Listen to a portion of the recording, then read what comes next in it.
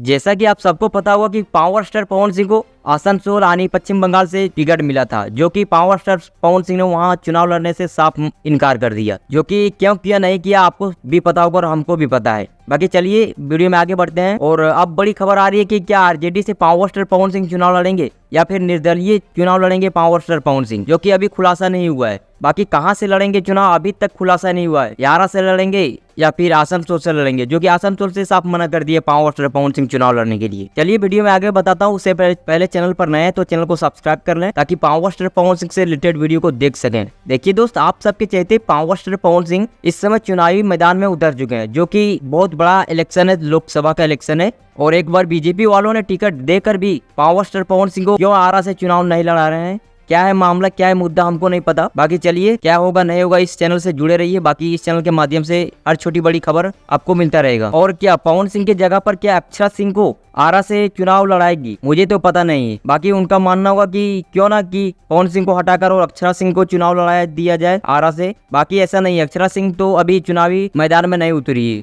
और वो चुनाव लड़ना भी नहीं चाहती है। बाकी बीजेपी वालों ने पावर स्टार पवन सिंह को आरा से टिकट देने का मुख्य कारण क्या है, क्यों नहीं दे रहा आरा से ticket power star Pawan Singh को, आप हमें कमेंट में बताइए। और पावर स्टार पवन सिंह को इस समय चुनाव लड़ना चाहिए लोकसभा का या नहीं, आप अपना राय कमेंट में बताइए। बाकी मैं मिलूंगा किसी और नए वीडियो में, तब तक के लिए जय हिंद।